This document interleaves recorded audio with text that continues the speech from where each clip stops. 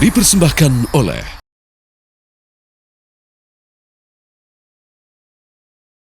Assalamualaikum warahmatullahi wabarakatuh. Apa kabar para pemirsa TV One yang diberkahi Allah SWT?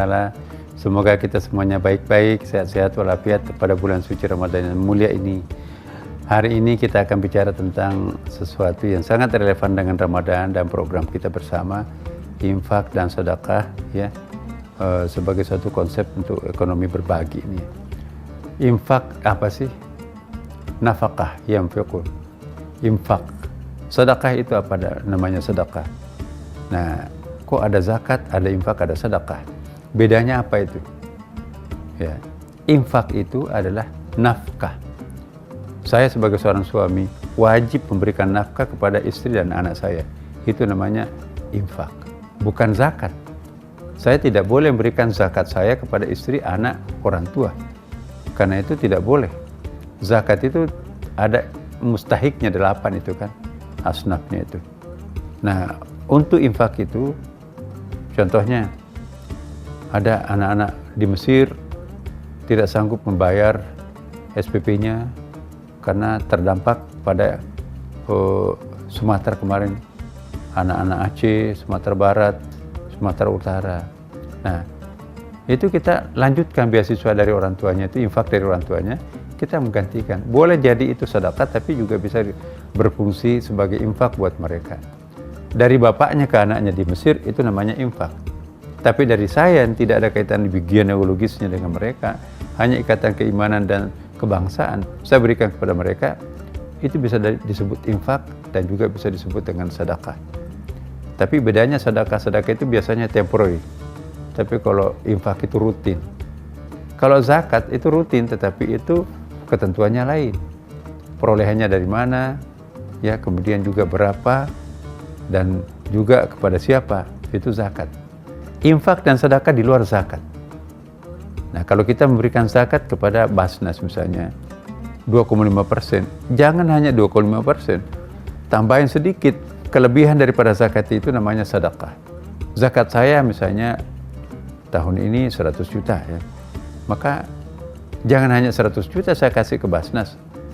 Saya juga kasih misalnya 20 juta, 120 juta. Itu adalah sedekah. Ya, yang disalurkan kepada asnaf 8 itu, itulah 100 juta. Tapi yang 20 juta itu dipakai Basnas untuk macam-macam sesuai dengan koridor yang ditentukan oleh undang-undang zakat itu sendiri. Infak sedekah ini sangat bagus untuk hal-hal yang sifatnya mendadak. Misalnya di Aceh ada yang perlu kita bantu di situ, ya, sangat terdampak, maka itu kita berikan sedekah kita, ya, karena zakat sudah tersalurkan oleh Basnas, sudah tersalurkan juga oleh diri kita sendiri, maka terserah Basnas. Orang-orang yang terdampak karena gempa itu termasuk asnaf. Ada orang miskin baru di situ, itu kemiskinan natural yang pernah kita bahas, ya kan. Contohnya yang tidak masuk dalam bentuk distributif tadi, ada yang disebut dengan kurban. Kurban itu kan dagingnya kan kita nggak boleh makan semuanya. Kita kasih juga kepada tetangga, kepada umat Islam lain. Ada namanya akikah, 2 ekor laki-laki untuk anak laki-laki, 1 ekor untuk anak perempuan. Jangan kita makan semuanya, tapi kita berikan kepada yang pantas untuk kita bantu. Ada namanya nazar. Nazar begini, kalau proyek saya nanti ini menang tender, ya, dan berhasil, saya akan kasih 10% untuk penyempurnaan pembangunan panti asuhan. Ternyata dia dapat dan dia untung, maka 10% yang pernah dijanjikan itu diberikan kepada mereka. Ada lagi contoh lain-lain, banyak sekali contoh. Jadi infak sedekah itu kalau ini hidup di tengah-tengah masyarakat kita, maka zakat tidak perlu disalurkan kepada mereka. Zakat itu bisa dipakai pembangunan semacam kebanggaan mercusuar dan fasilitas infrastruktur. Untuk penyelesaian umat ini, biarkanlah dana umat yang menyelesaikannya. Terima kasih. Wassalamualaikum warahmatullahi wabarakatuh.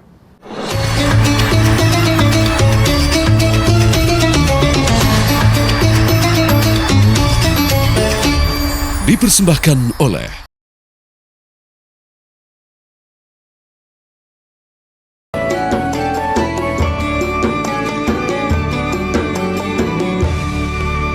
Dipersembahkan oleh didukung oleh IndiHome.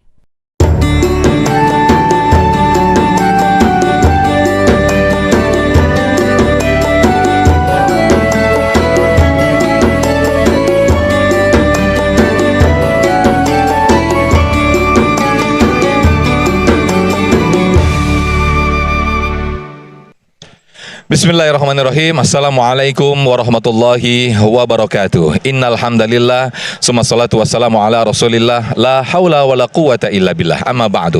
Puja dan puji syukur kehadirat Allah, pemirsa. Senang sekali kita berjumpa lagi dalam Majelis Ilmu Damai Indonesiaku spesial Ramadan yang setiap hari kita hadir di hadapan Anda mulai pukul 14.30 waktu Indonesia Barat. Nah, pemirsa, siang hari ini kita belajar mengenai ikhlas. Untuk itu, pemirsa, kita angkat judul atau tema kita pada kesempatan siang hari ini dalam Indonesiaku spesial Ramadan, yaitu ikhlas berpuasa demi Allah Subhanahu wa taala. Bersama guru-guru kita yang sudah bersama-sama jamaah, ada Ustadz Aswan Faisal, lalu juga Ustadz Daniel Barka. Pemirsa, disiarkan dari Masjid Jami Al Hidayah, Jalan Ciremai Harapan Jaya, Kecamatan Bekasi, Bekasi Utara, Kota Bekasi. Inilah Damai Indonesiaku spesial Ramadan yang dipersembahkan oleh Sarung Wadimor, tentu sarung kita. Selamat menyaksikan. Bismillahirrahmanirrahim. Assalamualaikum warahmatullahi wabarakatuh.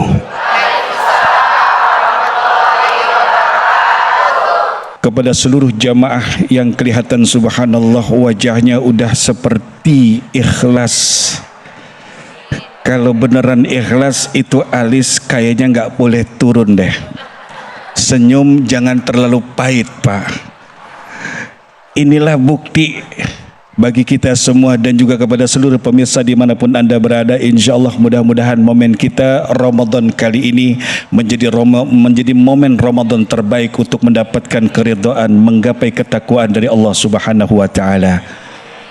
Bicara tentang ikhlas, ini bukan hal yang gampang. Tapi resikonya kalau orang ikhlas itu nggak boleh kelihatan. Orang ikhlas itu sepi dari pujian sebagaimana sepinya ditinggal mantan. Orang ikhlas itu adalah orang yang selalu beramal tapi dia dalam kesendirian. Itu ikhlas. Siap ikhlas? Ada orang ngaku ikhlas tapi teriak-teriak, "Ya Allah, saya sudah ikhlas. Saya sudah ikhlas." Apa itu ikhlas? Ulama menerangkan kepada kita bahwa di dalam ikhlas, bahwa di dalam ikhlas itu ada beberapa hal yang harus kita perhatikan. Ustadz, poin besar ikhlas itu apa? Memurnikan niat ibadahmu hanya untuk Allah. Atau dalam arti lain ulama mengatakan ikhlas itu adalah mengesahkan Allah dalam ibadahmu. Itu ikhlas. Karena itu kalimat ikhlas sering dipakai oleh masjid dan tidak sedikit nama masjid namanya. Beda dengan ketabahan dan keridhaan. Kalau keridhaan urusannya penerimaan hati. Begitu kejadian hati terima, itu keridhaan. Nah, kalau ikhlas adalah memurnikan niat. Karena itu Allah Subhanahu wa taala menerangkan dalam Quran, A'udzubillahi minasyaitonir rajim, wa antasumu khairul lakum in kuntum ta'lamun.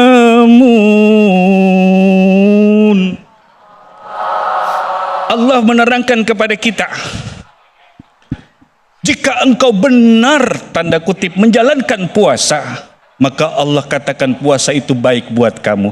Karena itu bunda, ayahanda dan seluruh hadirin hadirat dan dimanapun pemirsa berada, ingat bahwa ikhlas adalah cara kita untuk menggapai sebuah predikat yang paling sulit digapai, yaitu bernama takwa. Karena itu ujungnya la'allakum tattaqun. Ketika engkau mencoba untuk ikhlas, maka tolong, ikhlas itu bukan semata-mata seperti yang kita tahu harus bersabar menerima keadaan. Tapi ada yang lebih besar, wajahmu pun harus nampak ikhlas. Saya ada kisah, cuma agak panjang, cuma singkat aja deh. Dalam kitab Irsyadul Ibad ada wanita ketemu dengan ulama besar ketika tawaf di Mekah, di Ka'bah. Begitu tawaf, dia lihat ada seorang wanita yang wajahnya tuh senang, ceria, ya Allah indah. Ini ulama hebat, waliullah. Begitu selesai tawaf bertanya, wahai wanita, kok aku lihat wajahmu beda? Wah, selain hanya cantik, menimbulkan cahaya, kemudian kau seperti tidak punya beban apa-apa. Apa jawab sang wanita? Kiai nggak tahu apa yang ada dalam diri dan kehidupan saya. Emang kenapa? Saya baru ditinggal wafat satu persatu dari 4 orang anak saya. Saya pun ditinggal oleh suami saya. Saya hidup sendiri dalam duka cita. Tapi karena Allah memintaku untuk ikhlas dalam menjalankan kehidupan, maka aku terima apa yang Allah tetapkan pada diriku. Tuh Pak, kelihatan tuh ibu-ibu orang yang ikhlas. Ya, ikhlas dalam penderitaan. Lah, kalau emang takdir mau gimana, Bu? Mau dilawan? Iya, kata ulama dalam dalam Al-Hikam, sawabikul himam la takhriku aswarul akdar. Sekuat-kuatnya jiwa ente mau ngeberontak, ngebobol benteng takdir, nggak bakal bisa. Kalau Allah sudah takdirkan, ingat takdir itu ada mu'allak, ada mubrom. Ingat, ada yang bisa dirubah, ada yang tidak bisa dirubah. Tapi bukan itu sebenarnya, bukan puasa sebenarnya yang Allah lihat. Yang sebenarnya adalah Allah ingin melihat hatimu. Apakah engkau ridho, engkau ikhlas atas ketetapannya. Bukan puasanya, bukan Ramadannya. Karena bulan-bulan lain banyak Bapak Ibu, banyak bulan suci selain Ramadan, banyak. Cuma bedanya dengan Ramadan, kita ini dibuat seperti menderita di bulan Ramadan. Tuh muka-muka menderita. Betul nggak?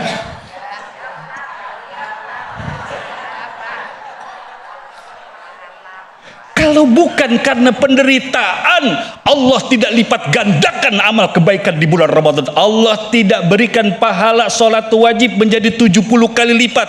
Allah tidak jadikan pahala sholat sunnah menjadi pahala wajib. Allah tidak jadikan diamnya orang yang sedang berpuasa tasbih, tidurnya jadi ibadah. Kecuali mereka semua mau menjalankan perintah Allah dalam kesulitan, dalam penderitaan. Kalau bukan karena penderitaan dan rasa Ramadan, maka Allah tidak akan berikan rahmat yang besar buat kita semua. Alhamdulillah, saya naik lagi. Demikian, mudah-mudahan Allah Subhanahu wa Ta'ala menjadikan kita hamba yang selalu ikhlas dan bertakwa kepadanya. Amin. Amin, amin ya rabbal alamin. Terima kasih, jazakumullah ahsanul jaza Ustadz Aswan Faisal yang sudah memberikan mukaddimah di segmen 1 ini. Bagaimana sesungguhnya kita diingatkan kembali dan kita belajar kembali bagaimana makna dan hakikat daripada ikhlas itu sendiri. Disampaikan oleh guru kita tadi bahwa ikhlas adalah bagaimana predikat kita untuk mencapai la'allakum tattaqun. Itulah sebenarnya orang ketika kita mampu mencapai predikat ikhlas itu sendiri. Nah pemirsa, nanti di segmen kedua kita akan kembali mendengarkan tausiah masih dalam Damai Indonesiaku spesial Ramadan yang insya Allah nanti akan disampaikan oleh guru kita Ustadz Daniel Barka. Tetaplah bersama kami dalam Damai Indonesiaku spesial Ramadan yang dipersembahkan oleh Sarung Wadimor, tentu sarung kita.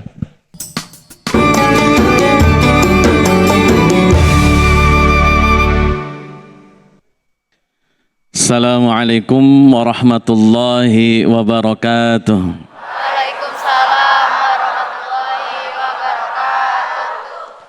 Kalau ngukur umur tuaan Ustadz Aswan, jadi mohon izin Ustadz. Bu, sehat Bu? Pak sehat Pak? Kira-kira lebih enak surga atau lihat wajah Allah Bu? Ah ibu mah dua-duanya mulu. Giliran jadi nomor 2 marah. Pak, enakan masuk surga atau lihat wajah Allah? Dua-duanya juga ini. Jadi kalau dibandingkan nikmat surga dan melihat wajah Allah Bu, lebih nikmat melihat wajah Allah. Surga itu nikmat, nggak bisa dilihat oleh mata, tidak bisa didengar oleh telinga, bahkan dibayangkan hati pun tidak bisa. Tapi kenikmatan melihat wajah Allah jauh lebih nikmat daripada surga dan sisinya. Coba Bapak bayangkan, ada sebuah kenikmatan yang kenikmatan itu lebih nikmat dari sesuatu yang tidak bisa dibayangkan, Pak. Tadi surga nggak bisa dilihat pakai mata, didengar pakai telinga, dibayangkan pakai hati. Artinya tidak bisa dibayangkan sama sekali. Nikmat melihat wajah Allah lebih nikmat daripada surga. Sepakat ini? Ada yang mau lihat wajah Allah? Ada yang mau, Pak? Ini main mati aja, Ibu. Bu, ada masalah apa sih, Bu? Bu. Kata Nabi sallallahu alaihi wasallam, farhatani lis-shaim. Ada dua kebahagiaan bagi orang yang puasa. Satu, saat ia buka puasa. Di kampung saya, Bu, kalau yang namanya Ramadan, azan yang paling dirindukan adalah azan maghrib. Di kampung saya itu. Oh, sini juga sama. Oh. Alhamdulillah kalau sama. Nungguin azan maghrib dari jam 5 udah hunting yang namanya buat takjil, risol, bakwan, kolak, lalontong, semuanya kita cari, Bu. Jam 5 kita sudah happy, jam setengah 6 kita kumpulin tuh makanan di atas piring. Sampai nungguin azan maghrib di setel TV, Bu, dicari channel TV mana yang azannya. Kerjaan orang Bekasi itu. Hadirin ikhwati rahimakumullah, saat mau buka puasa happy Allah berikan. Kata Nabi yang kedua, Pak, happy-nya adalah saat ketemu dengan Allah Azza wa Jalla. Itu momen paling menyenangkan bagi orang yang suka puasa. Pak, puasa, Pak. Bu, puasa, Bu. Insya Allah ketemu dengan Allah dalam keadaan paling menyenangkan. Ada dua ayat tambahan untuk menguatkan argumentasi hadis Nabi sallallahu alaihi wasallam. Yang pertama, Bu, dalam surat Asy-Syu'ara ayat ke-89 Allah tegaskan, illa man atallah biqalbin salim. Yang bisa mendatangi Allah cuman mereka yang punya kolbu yang puasanya udah. Pertanyaan saya, kolbunya udah bersih apa belum ini? Pak, kolbunya bersih, Pak? Ibu, bersih, Bu? Kalau kolbunya bersih, tadi kata Ustadz Aswan, ikhlasnya harus ada. Udah ada ikhlasnya? Insya Allah ada, ya, Bu? Kalau kolbun sudah bersih, maka ia punya kesempatan ketemu dengan Allah Azza wa Jalla. Asy-Syu'ara 89, illa man atallaha biqalbin salim. Satu lagi ayat, Bu, yang bahas kolbun salim dalam Al-Quran, yakni surat As-Saffat ayat 84, idja'a rabbahu biqalbin salim. Ingatlah saat ia mendatangi Tuhannya dalam keadaan kolbun yang salim. Orang, Bu, kalau sudah kolbunnya bersih sebersih-bersihnya, punya hak ketemu dengan Allah dalam keadaan paling menyenangkan. Pertanyaannya ini, tadi ngomongin puasa, kata Ustadz, ketemu dengan Allah dan momennya paling menyenangkan. Sekarang kolbun salim juga disebut ketemu dengan Allah. Terus hubungannya apa puasa dengan kolbun salim? Akhirnya kita akan merujuk kepada Imam besar, Imam Ghazali rahimahullahu ta'ala. Kata Imam Ghazali, ada 3 jenis puasa manusia, Bu, di muka bumi ini. Yang pertama, puasanya orang awam, puasanya cuma nahan lapar, nahan haus, sama nahan hubungan suami istri. Dah gitu doang dia mah. Urusan gibah masih kenceng, ngomongin orang masih jago. Ada naik level dikit, namanya puasa orang-orang khusus. Siapa puasa orang-orang khusus? Orang yang kalau puasa panca indranya ikutan puasa, Pak. Mata ikutan puasa, telinga ikutan puasa, apalagi panca indera yang ikutan puasa, Pak? Mulut ikutan puasa. Pak, di kampung saya saking orang pengen puasa panca indera, mata dia puasain dari pagi, bangunnya sore Pak, dia tidur. Pas ditanya kenapa kok pagi tidur bangun sore, puasa tat matanya. Kampung saya itu, mudah-mudahan di Bekasi mah tahu aja. Naik level lebih tinggi, lebih ajib, lebih keren ini, yakni puasanya orang-orang khusus di atas khusus. Khawasul khawas, kata Imam Ghazali. Siapa yang dimaksud? Orang yang tidak hanya nahan lapar, nahan haus, nahan hubungan suami istri. Orang yang tidak panca inderanya puasa. Tidak hanya panca indera dia puasa, tapi bahkan kolbu ikutan puasa. Maka kolbu yang ikutan puasa, insya Allah kolbunya salim. Karena kolbunya salim gara-gara puasa, maka puasanya berdampak pada bertemu dengan Allah dalam keadaan paling menyenangkan.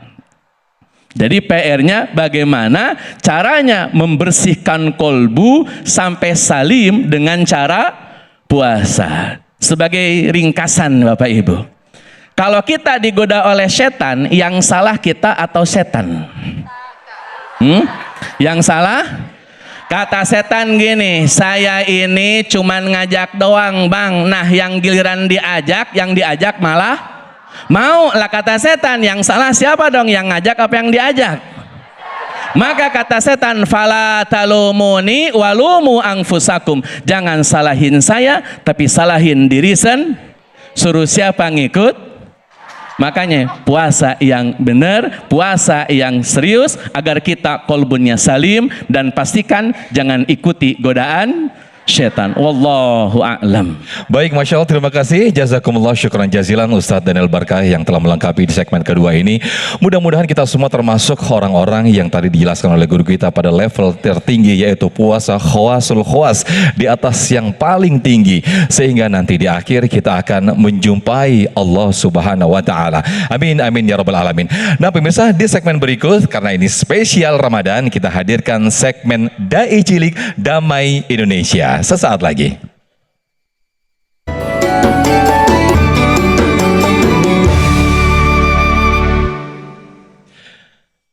Alhamdulillahirrahmanirrahim, pemirsa Damai Indonesiaku spesial Ramadan. Sebelum kita nanti masuk dalam segmentasi tanya jawab dengan para jamaah, kita masuk dulu, kita simak dulu anak-anak kita, dai dan daiyah kita yang akan juga memberikan tausiah. Nanti Ustaz Aswan akan memberikan sedikit komentar dan juga sedikit penilaian bagi anak-anak kita yang akan memberikan tausiah dalam segmentasi Dai Cilik Damai Indonesia. Nah, kita hadirkan terlebih dahulu ini Ananda Rafael Kausar Syaban. Sudah siap Rafael? Baik, 3 menit dari sekarang. 3, 2, 1, silakan. Assalamualaikum warahmatullahi wabarakatuh. Waalaikumsalam warahmatullahi wabarakatuh. Alhamdulillahi rabbil alamin, wassalatu wassalamu ala rasulillahi nabiyil karim wa ala alihi wa sahbihi ajma'in. Amma ba'du. Pertama-tama marilah kita panjatkan puja dan puji syukur kita kehadirat Allah Subhanahu wa Ta'ala, yang mana pada kesempatan hari ini kita masih diberikan nikmat sehat walafiat, nikmat iman serta nikmat panjang umur. Salawat serta salam tak lupa kita haturkan kepada Nabi yang mulia, yang dimuliakan oleh yang maha mulia, Nabi yang agung, yang diagungkan oleh yang maha agung. Tidak lain lagi adalah Nabi Muhammad sallallahu alaihi wasallam. Semoga kita bisa mendapatkan syafaat beliau pada hari kiamat nanti. Amin, amin ya rabbal alamin. Marilah keutama Bapak Ibu pemirsa TV One yang dirahmati oleh Allah Subhanahu wa Ta'ala, bulan Ramadan adalah bulan yang mulia, bulan yang penuh rahmat, ampunan dan keberkahan. Allah Subhanahu wa Ta'ala berfirman di dalam Al-Quran surat Al-Baqarah ayat 183 yang berbunyi, A'udzu billahi minasyaitonir rajim. Bismillahirrahmanirrahim. يا أيها الذين آمنوا كتب عليكم الصيام كما كتب على الذين من قبلكم لعلكم تتقون. Wahai orang-orang yang beriman, diwajibkan atas kamu berpuasa sebagaimana diwajibkan atas orang-orang sebelum kamu agar kamu bertakwa. Ayat ini menjelaskan bahwa tujuan puasa adalah bukan sekedar menahan lapar dan dahaga, tetapi untuk membentuk suatu pribadi yang bertakwa. Takwa adalah menjalankan segala perintah Allah dan menjauhi segala larangannya. Para pemirsa TV One, para ibu, para bapak yang saya cintai, keutamaan pertama adalah dibukanya pintu ampunan seluas-luasnya. Rasulullah Shallallahu Alaihi Wasallam bersabda, barang siapa yang berpuasa dengan penuh keimanan, Allah akan mengampuni dosa-dosanya yang telah lalu. Dan keutamaan yang kedua adalah turunnya Al-Quran pada bulan Ramadan. Allah Subhanahu wa taala berfirman di dalam Al-Qur'an surat Al-Baqarah ayat 185. Bulan Ramadan adalah bulan turunnya Al-Qur'an sebagai petunjuk bagi manusia dan pembeda antara yang hak dan yang batil.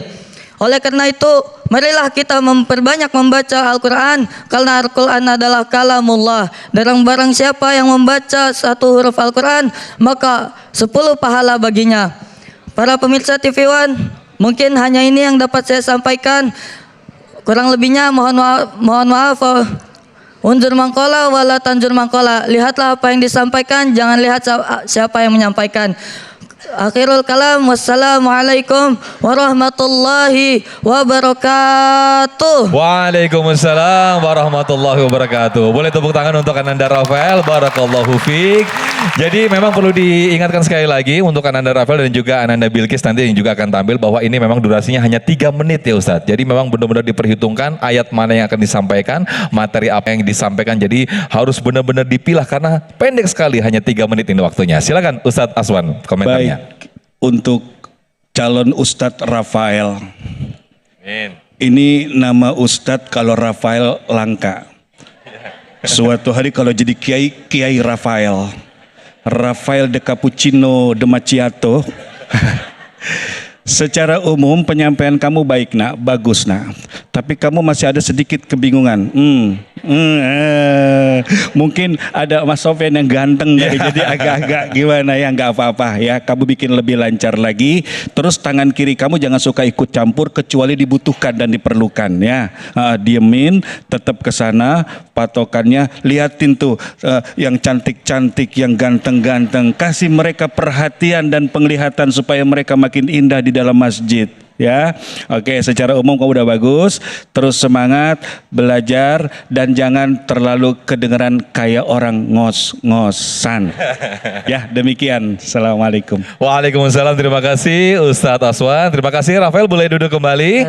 Barakallahu fiik. Sekali lagi kita berikan aplaus yang meriah untuk Ananda Rafael dan calon dai Rafael. Nah, berikutnya kami persilakan untuk maju ke depan Ananda Bilqis Kotrunada Masyito. Wah, ini jadi kayak Ustazah Kotrunada namanya Ustaz. Dahsyat ini. Ini mudah-mudahan meneruskan dai dan daiyah kita yang insya Allah akan meneruskan jalan dakwahnya. Baik, sudah siap? 3 menit ya, oke. Seefisien mungkin. 3 menit dari sekarang, 3, 2, 1. Silakan Bilqis. Assalamualaikum warahmatullahi wabarakatuh.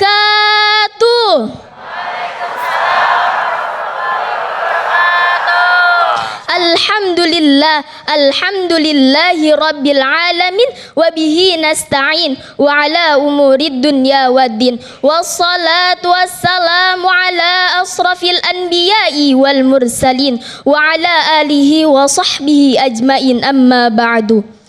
Segala puja dan puji syukur mari kita panjatkan kehadirat Allah Subhanahu wa ta'ala yang telah memberikan kita nikmat yang beribu-ribu macam seperti nikmat iman, Islam, panjang umur serta sehat walafiat. Amin amin ya rabbal alamin. Sehingga kita pada hari ini dapat berkumpul di tempat yang berbahagia ini. Bapak Ibu pemirsa TV One yang saya hormati, perintah puasa diwajibkan kepada setiap kaum muslim dan muslimah yang diterangkan dalam surat Al-Baqarah ayat 183 yang berbunyi, A'udzu billahi minasyaitonir rajim. Bismillahirrahmanirrahim. Ya ayyuhalladzina amanu kutiba alaikumus siyamu kama kutiba alal ladzina min qablikum la'allakum tattaqun. Yang artinya, wahai orang-orang yang beriman, diwajibkan atas kamu berpuasa sebagaimana yang diwajibkan atas orang sebelum kamu agar kamu bertakwa. Rasulullah sallallahu alaihi wasallam bersabda, "Man shoma Ramadhana imanan wahtisaban, ghufira lahu ma taqaddama min dzambihi wa ma ta'akhkhar." Barang siapa yang berpuasa dengan iman dan ikhlas, maka dosanya diampuni oleh Allah Subhanahu wa taala. Sungguh merugi bagi orang yang mengaku orang Islam tetapi tidak berpuasa.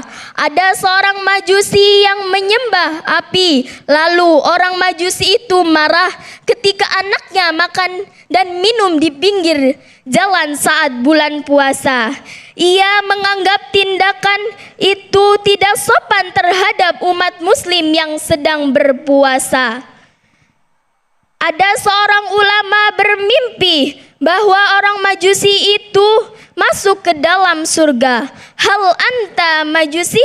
Ulama bertanya. Naam, ana Majusi. Ya, saya Majusi. Kalau orang Islam makan di pinggir jalan.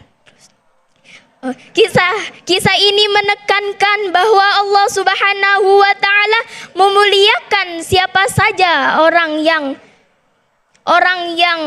memuliakan bulan Ramadan.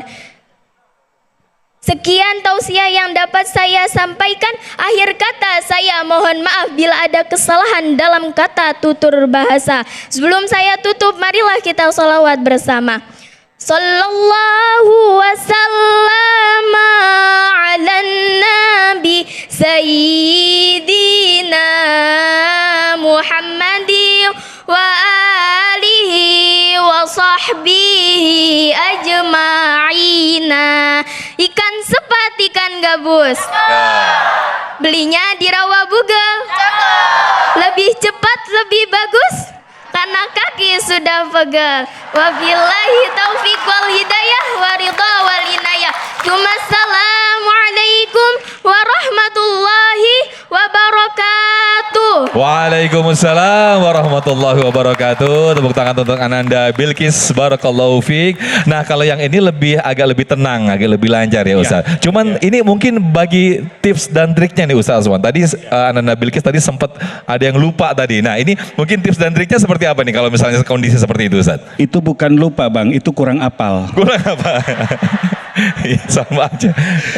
Prinsipnya kalau kamu pengen ceramah, kamu ambil secara umum dan garis besarnya, kemudian poin-poinnya jangan dibuat terlalu rumit ya. Poin pertama secara bahasan kamu ke sini, kedua ini, tiga lebih kepada penutup yang tadi ikan sepat, ikan gabus ya. Tapi bagus kok Ustadz, lihat penampilan kamu bagus. Saking bagusnya kayaknya beliau nih belajar qiraah huruf S aja ke bawah sin. Semoga gitu loh. Cakep ya, sukses insyaallah, rajin terus belajar ya. Amin, amin. Baik, terima kasih Ustaz Hasan Faisal, dan tepuk tangan buat Ananda Bilqis.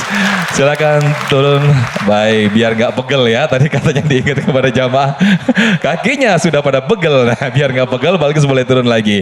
Nah, pemirsa, di segmen berikut kita masuk dalam segmentasi tanya jawab berkaitan dengan tema kita, bagaimana ikhlas menjalin puasa karena Allah Subhanahu Wa Taala.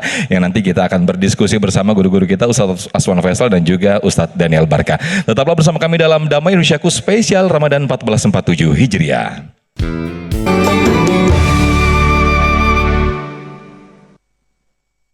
Terima kasih pemirsa, masih bersama kami dalam Damai Indonesiaku spesial Ramadan 1447 Hijriah dengan tema yang sangat menarik. Bagaimana ikhlas hanya puasa hanya karena Allah Subhanahu Wa Taala. Karena banyak nih Ustadz, ketika kita berpuasa di antara kita yang justru niatnya macam-macam nih. Ada yang untuk diet, mungkin ada yang dipandang supaya seolah-olah orang yang taat dan paling solih begitu ya. Nah, kita diingatkan kembali oleh guru-guru kita bahwa bagaimana sesungguhnya ikhlas itu sendiri. Nah, kami persilakan ini masuk dalam segmentasi tanya jawab. Ada Bapak Ahmad MK. Silakan Pak Ahmad boleh berdiri, nanti akan dijawab terlebih dahulu oleh guru kita Ustadz Aswan Faisal. Silakan. Assalamualaikum warahmatullahi wabarakatuh. Waalaikumsalam. Nama saya Ahmad MK. Tempat tinggal di komplek SBS ini. Kaitannya dengan ceramah hari ini adalah ikhlas dalam beribadah. Hanya satu pertanyaan. Kiat-kiat agar ikhlas beribadah itu apa saja yang paling jitu? Itu saja dulu. Terima kasih. Baik, terima kasih Pak. Dulu waktu SD suka lihat contekan ya Pak. Sama pengalaman Pak lihat contekan di tangan. Baik. Boleh menjawab sambil turun bersama jamaah Ustadz Hasan Faisal untuk menjawabnya bagaimana kiat-kiat agar selalu ikhlas dalam beribadah ya Pak Ahmad ya. Silakan. Alhamdulillah, ini pertanyaan beliau ini berat dan dalam. Beliau bertanya singkat, apa kiat yang paling jitu? Bahasa anak kita tadi, nggak usah lama-lama Ustadz jelasinnya, ikan sepat, ikan gabus. Beli ketupat di dalam kardus. Sama aja ujungnya, makin cepat makin. Bicara tentang ikhlas, kalau Bapak bertanya, ayahanda bertanya, kira-kira yang paling jitu apa Ustadz? Cuma satu, kurangi rasa senang dalam diri. Senang ingin dipuji, senang ingin mendapatkan kehormatan. Nah, senang seperti ini akan menyulitkan kita menuju ikhlas. Karena kalau kita bicara ikhlas, contohlah sholat. Sholat, kenapa kok orang melakukannya hal itu biasa? Padahal sholat juga kata Allah dalam Quran, wa idza qamu ila sholati qamu kusala yura'una an-nas wa la yadhkuruna Allah illa qalila. Ada orang mendirikan sholat, tapi begitu dilihatin orang, sholatnya senang, semangat. Nah itu rasa senang itu Pak. Semangat, apalagi yang sholat di sebelahnya calon mertua. Itu khusyuknya Allah. Itu jamaah sebelah sana, sebelah sini mau. Oke. Tapi hebatnya Allah Pak, walaupun kita senang dengan itu dan kita tetap ibadah, contoh kayak sekarang nih ya, tetap aja wala yadhkurunallaha illa qalila. Allah tetap memberikan kita pahala walaupun cuma sedikit. Nah, jadi Bapak, kalau pengen tahu yang jitu, pertama adalah kikis dulu rasa senang. Kemudian cari ketika kita beribadah dan khawatir hati kita terganggu, maka Bapak cari situasi di mana hati Bapak lebih kuat. Contoh ketika Bapak lagi baca Quran nih, terus ada orang-orang nih tiba-tiba duduk di sebelah Bapak, ya. Nah, nggak lama makin banyak yang duduk sebelah Bapak, mungkin ingin mendengar bacaan Quran, tapi Bapak sendiri, ya Allah kok banyak yang ngedengerin sih saya. Nah, Bapak boleh menghentikan, nggak masalah. Tapi cari tempat Bapak teruskan ibadah. Cuman yang kata Imam Ghazali harus kita singkirkan adalah jangan karena ketakutan riya kamu tidak ibadah. Itu nggak boleh kata Imam Ghazali. Hati-hati, itu bisa jadi jebakan setan juga. Nah itu satu. Yang kedua, tolong perhatikan juga bahwa ikhlas itu nggak ada tepuk tangan bagaikan tepuk tangan bagi sang diva. Kemudian nggak ada saksi, apalagi saksi nikah, nggak ada. Orang yang ibadah dengan ikhlas itu orang ibadah sir. Bainal abdi wa rabbih, antara dirinya dan Tuhannya. Karena itu Bapak sering ngobrol sama diri, kira-kira saya mampu, saya tidak bisa ikhlas, langsung roh Bapak. Tapi jangan disibukkan dengan orang lain. Ada mutaubih. li khalqillah. Hindarkan suka nyalahin orang lain di luar kita. Ya, hindarkan itu ke dalam diri dan terus berusaha untuk mengikis hal-hal yang akan membawa kita kepada ria, sum'ah, ya, dan ingin dipuji atau ingin mendapatkan tempat daripada dunia. Hati-hati. Nah, itu penting, Pak, ya. Demikian. Baik, terima kasih Ustadz Hasan Faisal atas jawabannya. Berikutnya kami persilakan atas nama Ibu Waode Nurhayati. Yang mana Ibu boleh berdiri? Silakan Ibu Waode. Assalamualaikum warahmatullahi wabarakatuh. Nama saya sudah disebut ya, tidak perlu lagi. Saya berasal dari Komplek SBS ini dan saya di Majelis Taklim Kaum Ibu Al-Hidayah ini. Pertanyaan saya singkat saja kepada Ustadz Daniel Barkah. Tadi Ustadz mengatakan bahwa melihat Allah sungguh nikmat daripada melihat surga. Pertanyaan saya singkat saja. Bukankah wujud Allah itu kita tidak bisa lihat? Tolong penjelasannya. Itu saja. Kurang lebihnya mohon maaf. Billahi taufiq wal hidayah. Assalamualaikum warahmatullahi wabarakatuh. Waalaikumsalam warahmatullahi wabarakatuh. Agar semakin mengena jawabannya, boleh sambil turun di sini Ustadz Daniel untuk memberikan jawaban kepada Ibu Waode. Silakan. Saya izin tanya sambil berdiri ini. Ya, silakan Ustadz. Biar kelihatan kakinya gemeteran Ustadz. Baik, terima kasih Ibu. Masya Allah ya pertanyaannya. Pertama, betul Allah tidak bisa dilihat oleh mata biasa. Itu betul. Orang Bani Israel, Bu, mereka bilang ke Nabi Musa, qalu lan nu'mina laka hatta narallaha jahra. Allah tidak mau. Bahkan di level Nabi Musa, Pak, Nabi Musa juga mengajukan keinginan yang sama. Di surat Al-A'raf ayat 143, Nabi Musa pernah minta begini ke Allah, Rabbi arini angzur ilaik. Ya Allah, tolong tampakkan dirimu di hadapanku supaya aku bisa melihatmu. Maka Allah langsung jawab, kata Allah, lan tarani, kamu tidak bisa melihat aku. Jadi betul kalau ada yang bilang Allah tidak bisa dilihat oleh mata kepala sendiri di dunia. Itu betul, Bu. Yang tadi saya sebutkan adalah melihat wajah Allah nanti di mana, Bu? Di mana, Pak? Di akhirat atau di surga. Ada kalimat dalam Al-Quran di surat Al-An'am, lilladina amanu, itu lilladina amanu wa amilus solihati, saya lupa lagi ayatnya, tapi intinya bagi orang-orang yang telah melakukan ahsanu, Allah berikan ziyadah.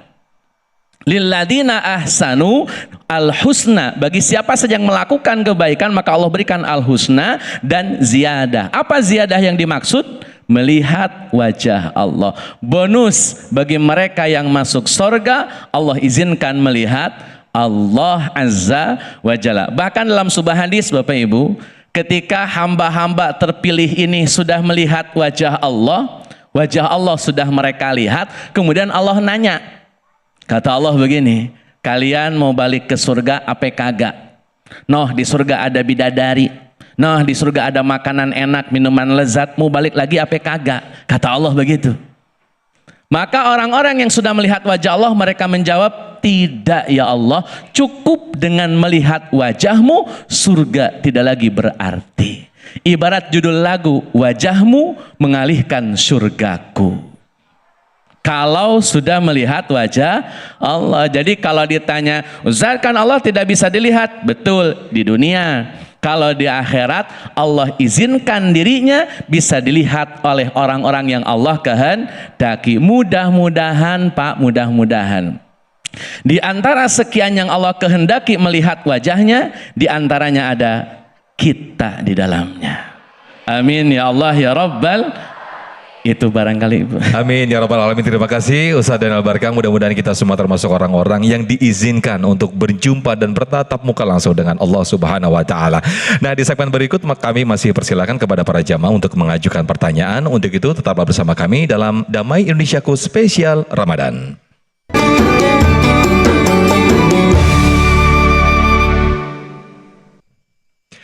Masya Allah, tabarakallah, pemirsa yang dirahmati Allah, masih bersama kami dalam Damai Indonesiaku spesial Ramadan. Nah, kali ini saya dahulukan dari kaum ibu-ibu terlebih dahulu. Boleh Ibu Herawati ya, boleh berdiri silakan. Nanti akan dijawab oleh Ustadz Aswan Faisal. Sambil turun ya Ustadz ya, biar langsung melihat dengan dekat wajahnya Ustadz Aswan Faisal ini. Silakan Ibu Herawati pertanyaannya. Bismillahirrahmanirrahim. Assalamualaikum warahmatullahi wabarakatuh. Waalaikumsalam warahmatullahi wabarakatuh. Maaf saya pakai kepek ya. Yang saya mau tanyakan kepada Ustadz, dalam pencerahannya dalam menjaga hati baik dalam bulan Ramadan maupun di luar Ramadan. Cuman itu aja pertanyaan saya. Terima kasih. Wassalamualaikum. Terima kasih Ibu Herawati, pertanyaannya bagaimana menjaga keikhlasan baik di bulan Ramadan maupun di luar bulan Ramadan begitu ya. Silakan boleh duduk kembali Ibu Herawati. Ustadz Aswan Faisal silakan jawabannya. Pertanyaan dari Bunda ini Masya Allah bagus banget ya. Bagaimana menjaga hati selepas dari bulan Ramadan. Nah Bunda, Ramadan ini sebenarnya adalah bulan di mana pelatihan diri dan jiwa kita. Ingat, di dalam tubuh kita ini ada dua. Yang pertama jasad secara fisik, yang kedua adalah batin yaitu jiwa di dalam. Nah, dua hal ini sedang dilatih di bulan Ramadan. Telinga kita lagi dilatih ketika biasanya pagi hari di bulan lain duduk depan rumah ada tetangga lewat. Tahu nggak apa? Tuh, siapa? Lakinya. Kenapa? Kawin lagi. Ada ibu belah ono, ya belah sana. Kata ulama, orang yang mendengarkan nyediain kuping buat para penggibah dan yang menggibah itu sama. Cuma tobatnya beda. Kalau yang menggibah tobatnya 4, yang ngedenger cuma 3. Agak kurang dikit ya. Nah, Ramadan melatih jangan sediain kuping buat para penggibah. Begitu ada yang datang, udah deh tuh siap, tutup kuping ya. Nah, mulut dijaga, pandangan mata an-nadru bisyahwah sebagaimana yang saya sampaikan di awal ya, ada hal yang membatalkan pahala puasa dan hal yang membatalkan daripada puasa itu sendiri secara zahir, makan, minum dan syahwat. Nah, Bunda yang dirahmati Allah, orang yang berpuasa bagaikan seekor ulat. Kemudian ketika masuk kepada bulan Ramadan, itu ulat berproses. Nanti keluar dari Ramadan dia seperti kupu-kupu. Maksudnya apa? Kau latihlah semua hatimu, dilatih di bulan ini. Keikhlasanmu, ketabahanmu, penerimaanmu, kemudian rasa sakit berpuasa, rasa sedih ketika berpuasa. Jam sekian harus seperti ini, seperti itu. Belum lagi yang sedang bekerja di kantor perusahaan dalam keadaan berpuasa, kena tegur, kena marah pimpinan. Jadikan Ramadan sebagai momen pelatihan untuk semua. Kembalikan kepada diri, ya Allah, apa kata Rasul ketika mengalami hal seperti itu? Rasul mengajarkan, katakanlah kul inni shaim, aku ini lagi puasa. Biasakan hal ini kita lakukan 1 bulan. Karena itu Bunda Ayahanda, nggak ada cerita dalam Islam, Ustadz kenapa sih Ramadan 30 hari nonstop? Coba Ustadz gantian 10 hari dulu, terus 2 bulan ke depan 10 hari, atau gini dah Ustadz, oke lah 20 hari, liburlah setengah tahun gitu. Puasa nggak seperti itu. Kenapa? Karena jiwa kita ini penuh dengan kontinuitas, nggak boleh terputus. Ibarat Bunda nyapu rumah, enak mana setengah nyapu besok terusin apa dihabisin sekarang? Dihabisin sekarang. Sekaligus bentuk pelatihan.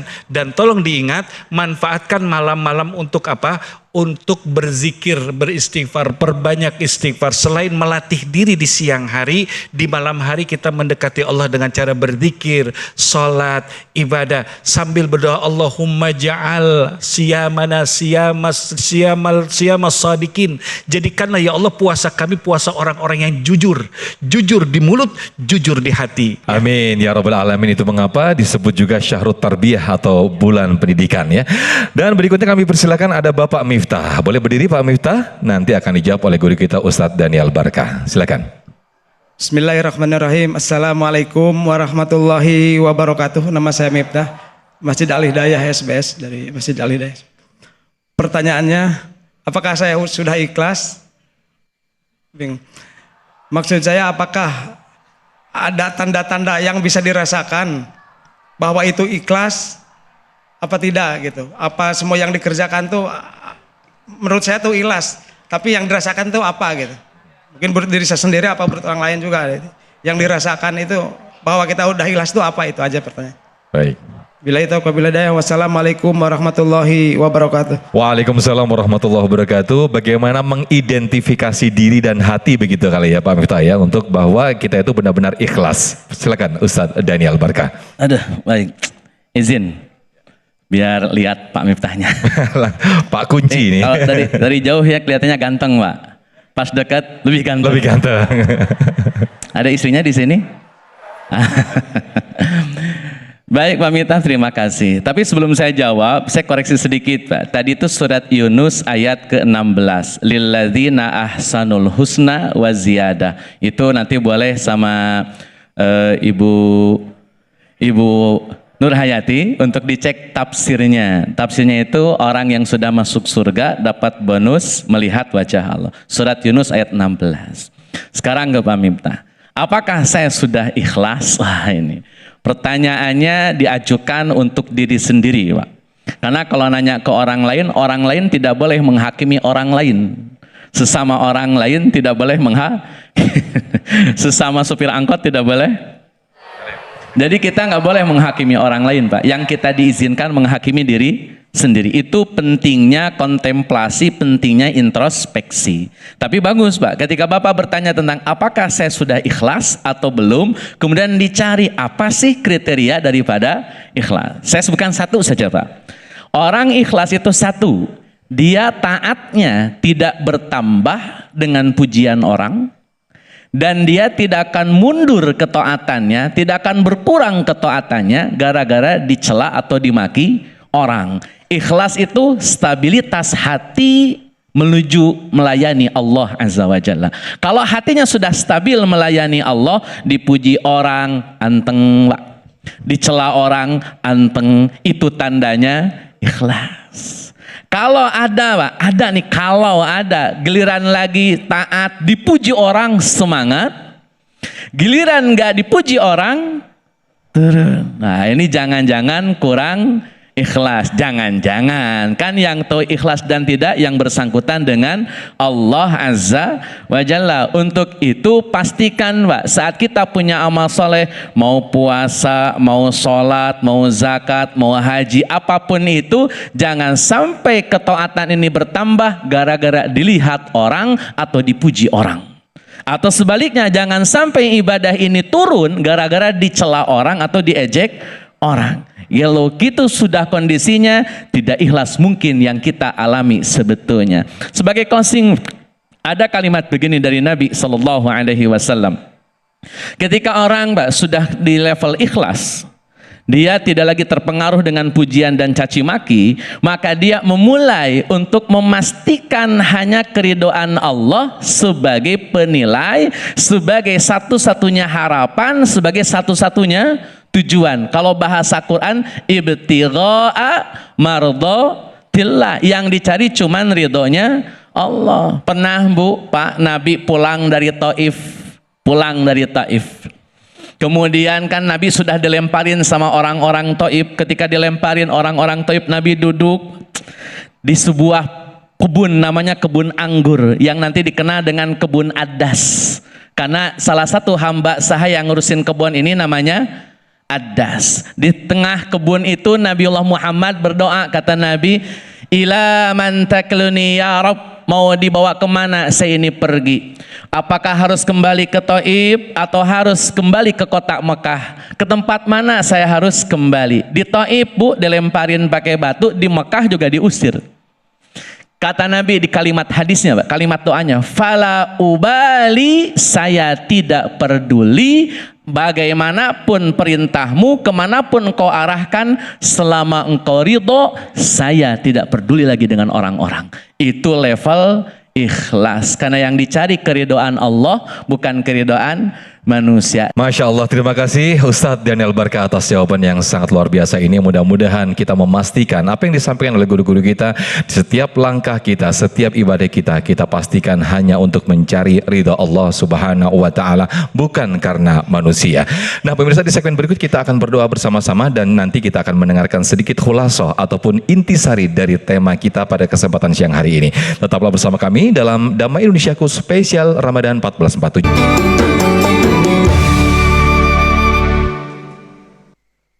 Ibadah puasa, hadirin ikhwati man rahimakumullah, adalah salah satu cara agar kita bisa memastikan keikhlasan kita kepada Allah Azza wa Jalla. Kenapa? Kalau sholat bu, sholat ada gerakannya.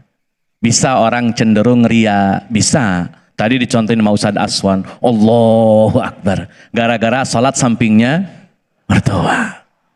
Haji juga sama, bisa jadi ria. Oh ibu, saya mah waktu kemarin haji, saya mah udah 10 kali hajinya. Tetangga mah boro-boro haji, saya mah 10 kali. Misal ini. Atau sodako, saya mah 2 miliar, 3 miliar mah udah biasa Ustadz. Yang tetangga saya mah boro-boro miliaran, yang ada juga pusing dia mah, mikirin resiko dapurnya. Misal, itu ada ruang-ruang riaknya. Sholat, zakat, haji, ada ruang-ruang riaknya. Kalau puasa, riaknya gimana bu? Gimana cara pengen riak dengan puasa? Apakah orang yang puasanya dengan muka pucet, bibir biru, jalan ngesot, itu tandanya dia paling serius puasanya pak? Belum tentu, dia harus dibawa ke rumah sakit pak. Jangan-jangan sakit stroke. Karena sudah kondisi kayak tadi. Jadi kalau puasa nggak ada ruang-ruang pengen rianya. Apalagi makna puasa imsak, nahan.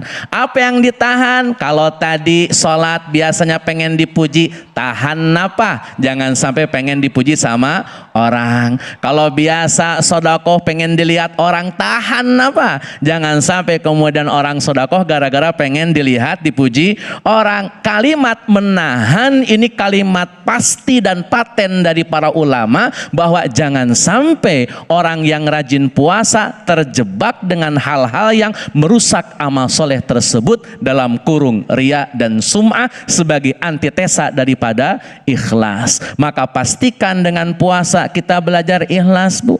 Bapak ibu lagi puasa Ramadan terus wudhu, pas tadi mau sholat asar, bisa sambil kumur-kumur nelen air? Bisa? Bisa pak? Ada yang tahu kagak kira-kira? Ustadz tahu nggak tuh? Ustadz tahu? Kagak ada yang tahu. Bisa batal? Bisa. Terus kenapa bapak ibu masih jaga puasanya sampai sekarang, sampai menjelang jam 5 ini? Karena kita ikhlas karena Allah Azza wa Jalla. Coba kalau tidak ikhlas bisa jadi kita batal. Maka hadirin ikhwati rahimakumullah, dengan mengilhami puasa kita sedang memastikan agar kita mampu menjaga dari hal-hal yang membatalkan keikhlasan puasa. Maka tadi ketika puasa sudah jadi habit, sudah jadi kebiasaan, maka muncul mentalitas baru yang akan kita miliki. Apa mentalitasnya? Kita stabil dalam ibadah, stabil hati kita, tidak lagi naik gara-gara dipuji, tidak turun gara-gara dicaci dan dimaki. Mudah-mudahan kita termasuk orang-orang yang ikhlas, terutama di bulan Ramadan ini. Bahkan pasca bulan Ramadan kita tetap terjaga keikhlasan kita, mengharapkan ridho Allah Azza wa Jalla. Gitu Ustaz Sofwan. Amin, amin. Terima kasih Ustaz Daniel Barkah.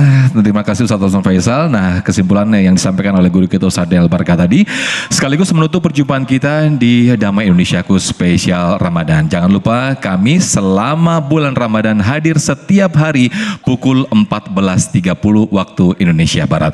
Mewakili kru yang bertugas, saya Muhammad Sofyan pamit undur diri, dan acara ini dipersembahkan oleh Sarung Wadimor Tentu Sarung Kita mengucapkan terima kasih. Wabillahi taufik wal hidayah. Wassalamualaikum warahmatullahi wabarakatuh.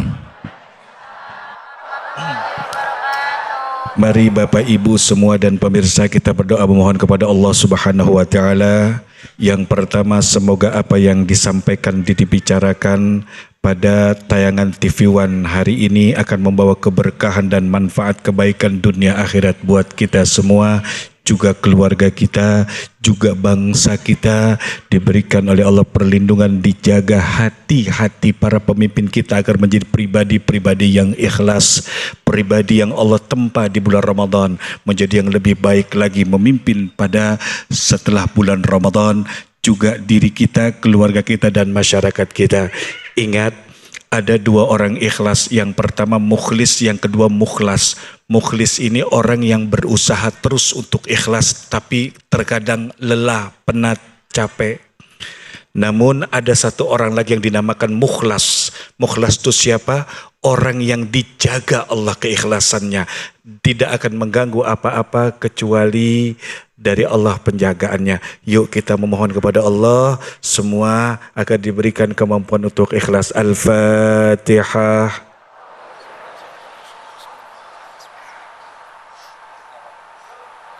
Amin amin ya Allah ya Rabbal Alamin. Allahumma bihaqqil Fatihah wa sirril Fatihah wa bikaramatil Fatihah bi mu'jizatil Fatihah wa barakatil Fatihah bi syafaatil Fatihah. Ya farijal ham wa ya kashifal gham ya man abdi yaghfir wa yamdafi'al bala ya Allah. Allahumma ja'al jam'ana hadha jam'an marhuma wa tafarruqana min ba'di tafarruqan ma'suma. Allahumma ja'al siyamana fi hadzal yawm siyamal mukhlisin siyamal mukhlasin.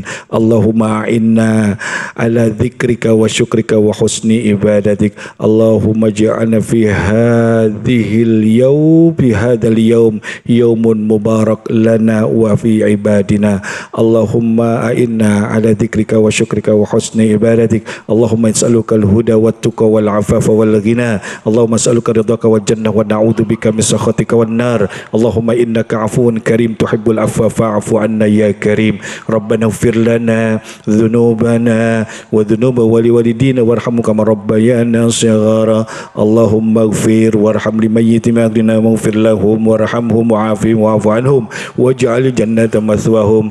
ربنا هب لنا من أزواجنا وذرياتنا قرة أعين واجعلنا للمتقين إماما. ربنا آتنا في الدنيا حسنة وفي الآخرة حسنة وقنا عذاب النار. وصلى الله على سيدنا محمد النبي الأمي وعلى آله وصحبه وسلم. سبحان ربك رب العزة عما يصفون وسلام على المرسلين والحمد لله رب العالمين. Demikian, Assalamualaikum warahmatullahi wabarakatuh. Dipersembahkan oleh didukung oleh IndiHome,